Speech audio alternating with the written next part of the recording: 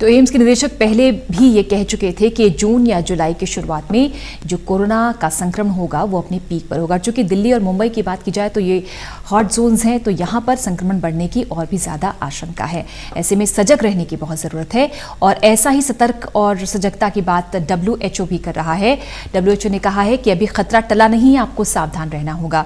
विश्व स्वास्थ्य संगठन का मानना है कि भारत में अभी कोरोना विस्फोट नहीं हुआ है, लेकिन यह भी कहा है कि भारत पर खतरा बना हुआ है क्योंकि संक्रमण की दर यहां तेजी के साथ बढ़ रही है।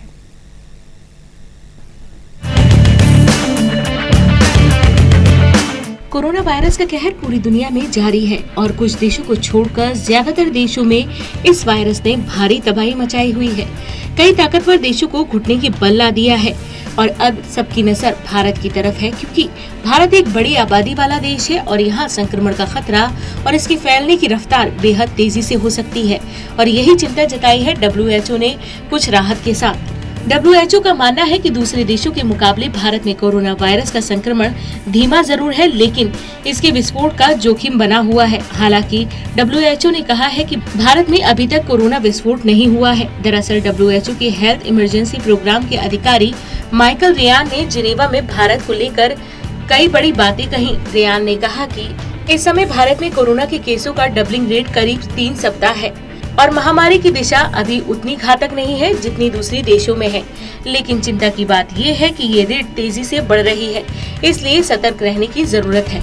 इस दौरान रेयान ने भारत के प्रयासों की सराहना करते हुए ये भी कहा कि भारत में किए गए उपायों का निश्चित तौर पर महामारी को रोकने में प्रभाव पड़ा है और भारत जैसे अन्य बड़े देश जैसे जैसे खुलते हैं और लोगों का मूवमेंट शुरू होता है तो इस बीमारी के बढ़ने का खतरा ज्यादा रहेगा।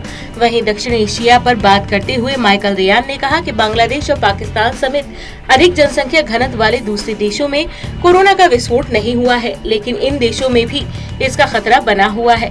दरअसल भारत में पिछले लंबे वक्त से पूरे देश में लॉकडाउन जारी था, इसलिए संक्रमण की रफ्तार कम थी, लेकिन अब लॉकडाउन में छूट दी जाने लगी है और अब संक्रमण की रफ्तार बढ़ने लगी है और ये लगातार बढ़ ही रही है, जो बेहद चिंता की बात है। हालांकि सरकार पूरे इंतजाम होने का दावा कर रही है। बता दें कि शनिवार को भारत ने इटली को पीछे छोड़ते हुए 2.3 लाख से अधिक कोविड-19 मामले दर्ज किए गए। ये अब दुनिया में सबसे अधिक संक्रमण के मामले के साथ छठे स्थान पर है। देश के स्वास्थ्य मंत्रालय के अनुसार कोविड-19 से अब तक कुल 6,642 मौतें हो चुकी हैं।